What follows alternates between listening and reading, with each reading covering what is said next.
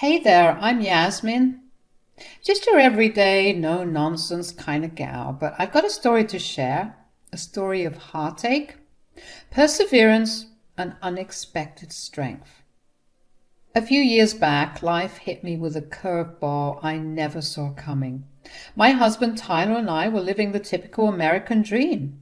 You know the drill, a nice house in the suburbs, a dog named Max, and plans to start a family. Then life took a detour. I had a miscarriage. It hit us hard, like a punch to the gut that never really goes away. It messed with our heads, our hearts, and most notably, our marriage. Suddenly, we were thrown into a world of pain and confusion. Now, Tyler and I have always been a team, and we vowed to stay strong, but this miscarriage was like a storm cloud that refused to lift. It affected every part of our relationship. We couldn't communicate without arguments, couldn't enjoy the little things in life together, and our intimacy dwindled. And if that wasn't enough, there was Gladys, my mother-in-law. She'd been pressuring us about having kids since our wedding day. It felt like she had her own personal countdown to grandparenthood. The truth is, I had fertility issues, despite the countless doctor's appointments, treatments, and the emotional drain that came with it. Nothing seemed to work. I'd endure the roller coaster of hope with each positive pregnancy test, only for it to come crashing down with another loss. It was devastating. I remember the day we found out. "Tyler, we need to talk." "What's wrong, babe?" "I went to the doctor today and I had a miscarriage." "What? No, that can't be right." "It is, Tyler. I'm so sorry."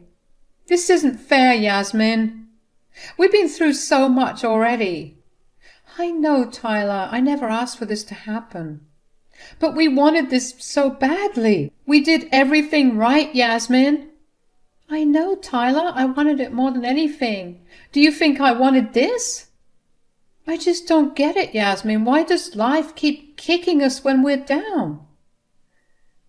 It was exhausting, dealing with the physical and emotional stress of losing a baby, and it kept on happening again and again and again.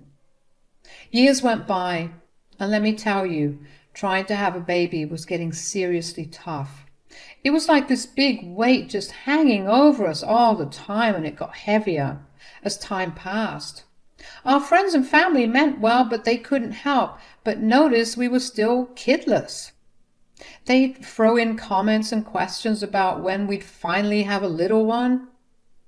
But Gladys, Tyler's mom, took it to a whole other level. She wouldn't let it go. Every family gathering turned into an inquisition about our family plans.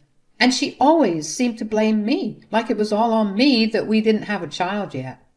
And maybe it was, since I was struggling with fertility, but she didn't need to be so rude about it. She'd say things like, "Oh, Yasmin, it's so nice to see you. How have you been?" "I've been good, Gladys. Thanks for asking." "And any good news to share? About a little one on the way?" "Gladys, we've talked about this. We're still trying, but it's not that easy." "Oh dear. Are you doing everything right? I mean, you've been married for quite some time now. Maybe it's time to see a specialist." "Yes, Gladys, we've seen specialists. We're doing everything we can. It's just not happening as easily as you might think."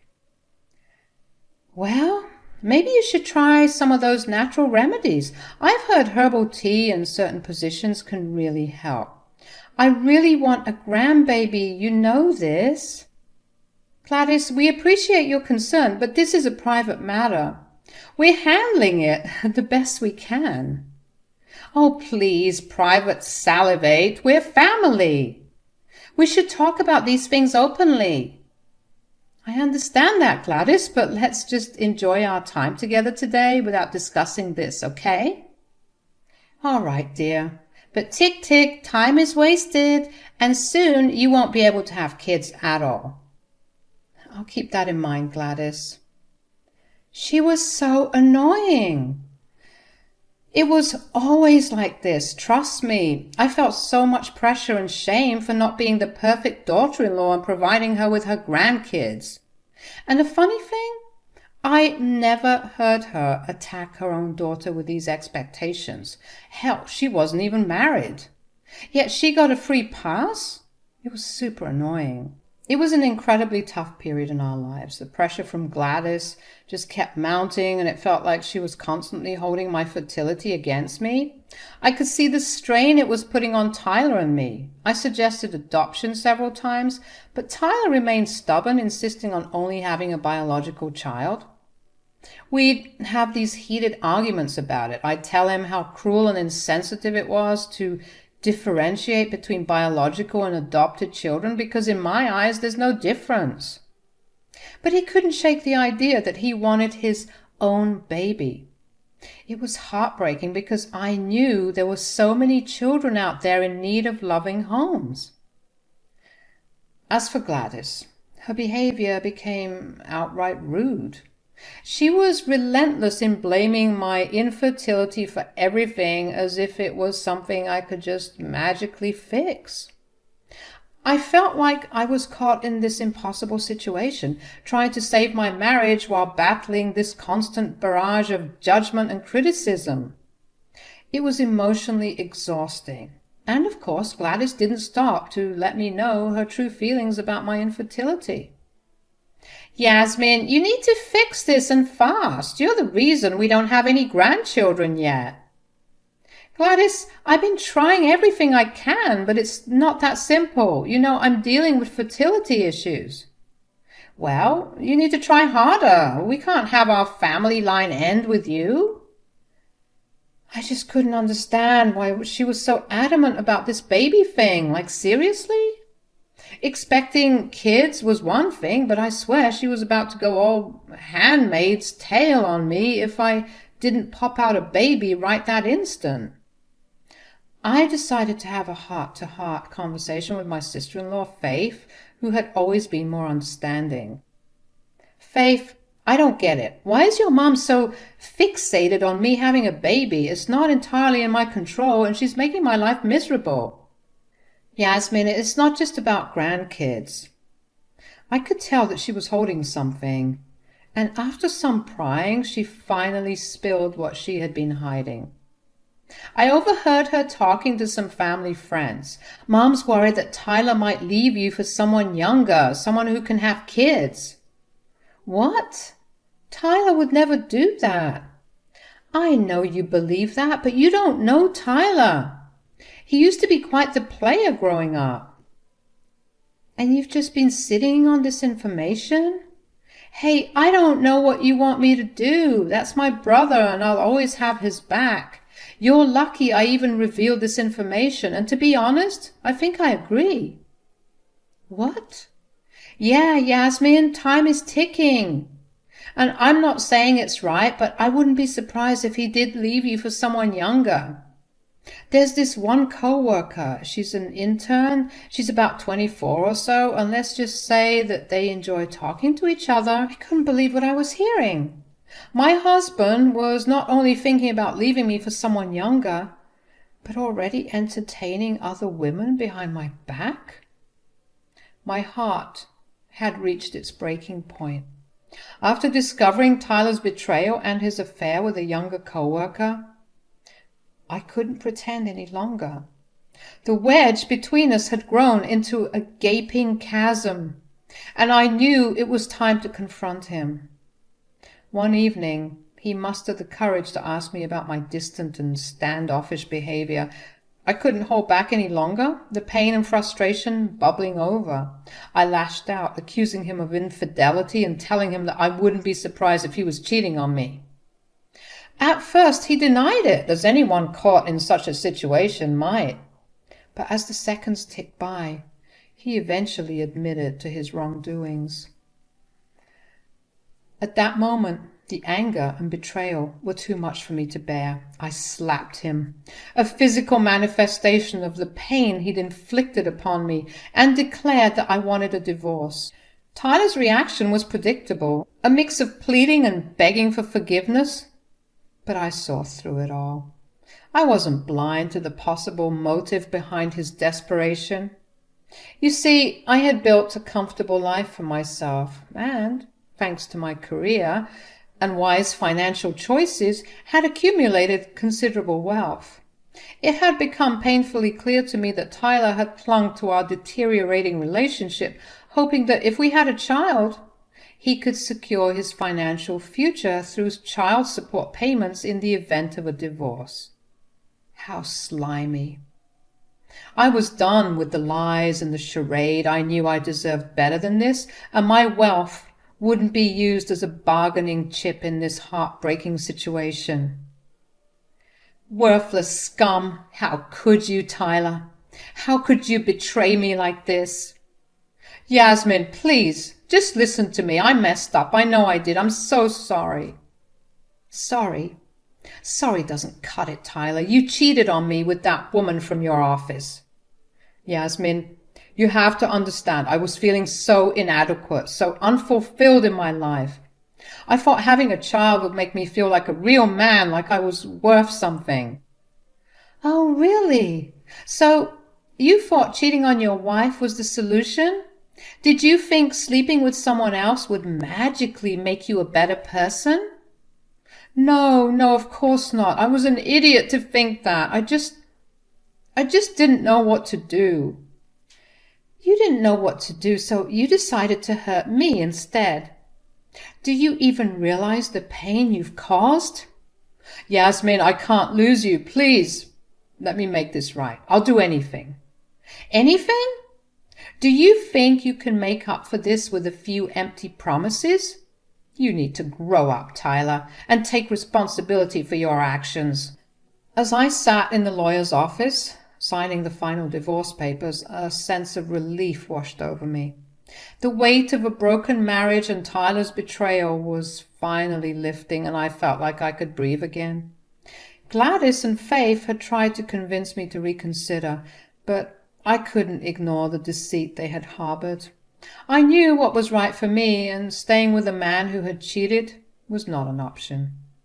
With the prenuptial agreement in place, the divorce proceedings moved swiftly. I got to keep the house, a sanctuary where I could rebuild my life. Tyler, on the other hand, was forced to move back into his mother's house, a situation he clearly wasn't thrilled about. On the day the divorce was finalized, I walked out of that lawyer's office feeling free and liberated from a toxic relationship. But as I drove home, a wave of nausea washed over me. I quickly pulled over, stumbled out of the car, and barely made it to the side of the road before I threw up. My stomach twisted with discomfort, and for a moment I wondered if it was just the emotional toll of the divorce catching up with me. But as the days passed and the nausea persisted, I couldn't ignore the possibility that something else might be going on. The very next day after the divorce, I was rudely awakened by a commotion outside my home because my doorbell was going crazy. To my dismay, it was Tyler, Gladys, and Faith. They had come knocking on my door shouting about the prenuptial agreement and how unfair it was to leave Tyler with so little given my wealth. Gladys and Faith barged into my home, looking stern and determined. Gladys wasted no time in getting to the point. Yasmin, we're here to collect some money as compensation for all the years Tyler wasted with you. Have you lost your mind? Don't you know the divorce is finalized? I don't owe him jack. Sure, I guess, but this is a side deal, if you will. Side deal? Yes, Yasmin. You've put me through a lot and I need compensation. You're lucky we aren't taking this to court. Faith nodded in agreement. Yeah, he's been through so much stress because of you. We think at least $10,000 should cover it. I couldn't believe what I was hearing. I felt a fire rising within me. I shot back, my voice trembling with a mix of anger and disbelief. Are you kidding me? You think you deserve compensation for the years I spent trying to make this marriage work? If anything, I'm the one who needs compensation. I knew Tyler was practically broke, so there was no way he could give me anything. Yet I was determined not to let them bully me into giving them money. I'd had enough.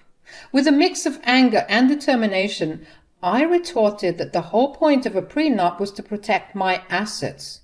I told them that they needed to leave my house immediately, but not before I showed them something that would certainly leave them stunned. You three think you're so slick coming here and harassing me for money?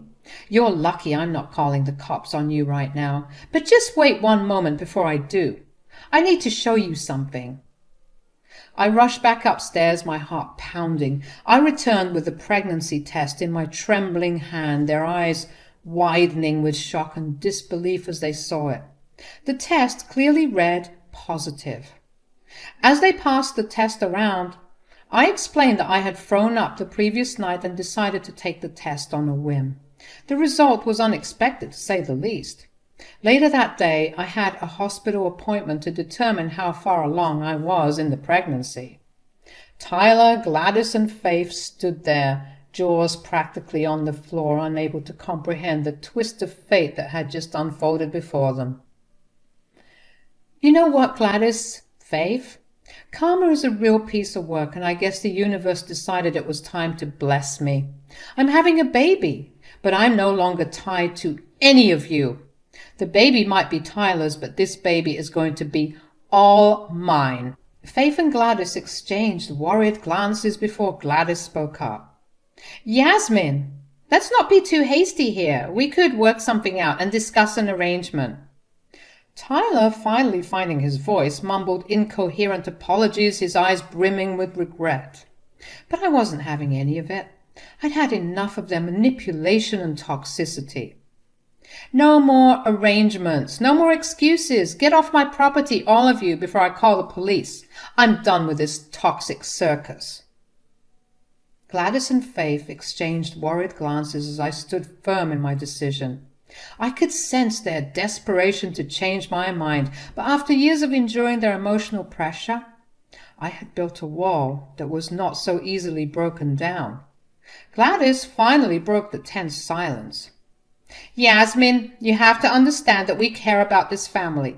We want what's best for you and the baby. Tyler may have made mistakes that you knew about, by the way. That's not important right now, and you know it. He's the father, and he has a right to be in his baby's life. Yeah, Yasmin, you know how long we've been waiting for this. We can make this work, trust me. I sighed, trying to maintain my composure. I understand your concern, but what you fail to grasp is that Tyler's actions caused this rift in our marriage. He cheated on me, Gladys. You're a smart woman. I'm sure you don't even believe what you're saying. You three are just trying to get into my life to get access to my pockets. That's ridiculous. Yes, I agree. You're taking these things too. He shattered the trust that held us together. Tyler, who had been mostly quiet until now, stammered. Yasmin, I messed up big time. I regret what I did, and I'm willing to make amends. For the sake of our child, can't we try to work this out? I looked at him, my eyes filled with a mixture of anger and sadness. Tyler, this isn't just about your infidelity. It's about years of emotional manipulation and pressure from your mother and sister. I've endured so much because of your family, and I can't go back to that toxic environment. Faith tried a different approach, her voice softer. Yasmin, we admit we made mistakes too. We were too pushy, and we're sorry for that. But we only wanted what was best for you, even if we went about it the wrong way. Please, for the sake of the family, reconsider. But I wasn't falling for it. Sure, Faith. But it doesn't change what happened. I've made my decision. I want a fresh start for myself and my child, away from the constant pressure and guilt trips. So thanks, but no thanks. Gladys, clearly frustrated, raised her voice. You're being unreasonable, Yasmin. You can't just cut us out like this. I took a deep breath, my patience wearing thin. I can, and I will. My priority now is the well-being of my children, and I won't subject them to this toxic environment. You all need to leave. Faith started to tear up, her voice trembling. Yasmin, please don't do this. We love you. And we want to be a part of your life and the baby's life. As I've mentioned, you all can have a relationship with the baby, but I won't compromise my happiness and mental health for anyone. Please, I don't want to have to repeat myself. Tyler, who had been silently crying throughout the conversation, finally spoke up, his voice cracking.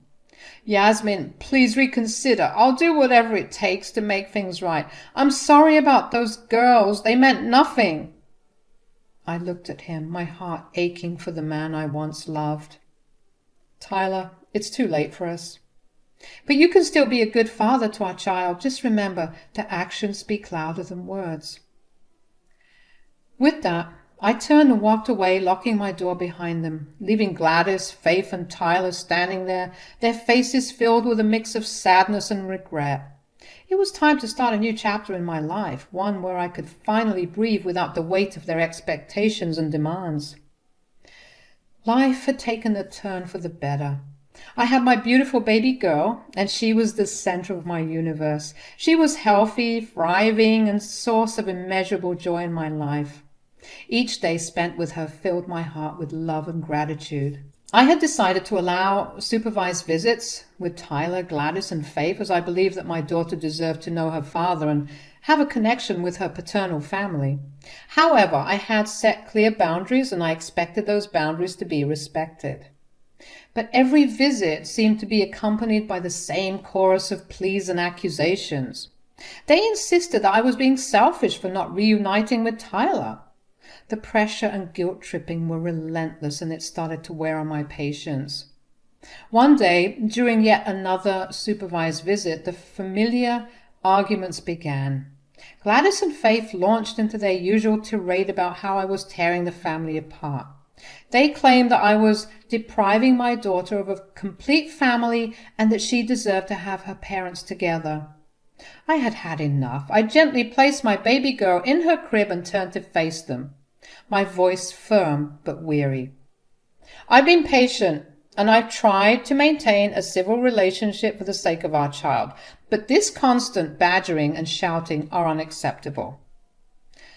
Tyler tried to intervene, saying, Yasmin, please, can't we talk about this? I shook my head. No, Tyler, this isn't up for debate. I've made my decision and it's final. I won't tolerate this environment for our daughter. Gladys and Faith exchanged frustrated glances but continued to argue. They accused me of being rigid and unreasonable. I took a deep breath and spoke sternly. This is your last warning. If you can't respect my boundaries and continue to pressure me, you won't be allowed to see her anymore. I won't expose her to this toxic behavior. Tyler, realizing that I was serious, finally stepped in. Mom, Faith, please, we need to respect Yasmin's wishes. Our daughter deserves a peaceful and loving environment. Gladys and Faith fell silent, their faces a mix of disappointment and resignation. They finally understood that their constant interference was driving a wedge between them and their granddaughter. From that day forward, our visits were more peaceful. They still held out hope for a reunion between Tyler and me, but they no longer pressed the issue during our visits. I could tell they were still very remorseful, but I didn't care. I had better things to prioritize. My daughter continued to thrive, surrounded by love from the people who actually cared about her and me.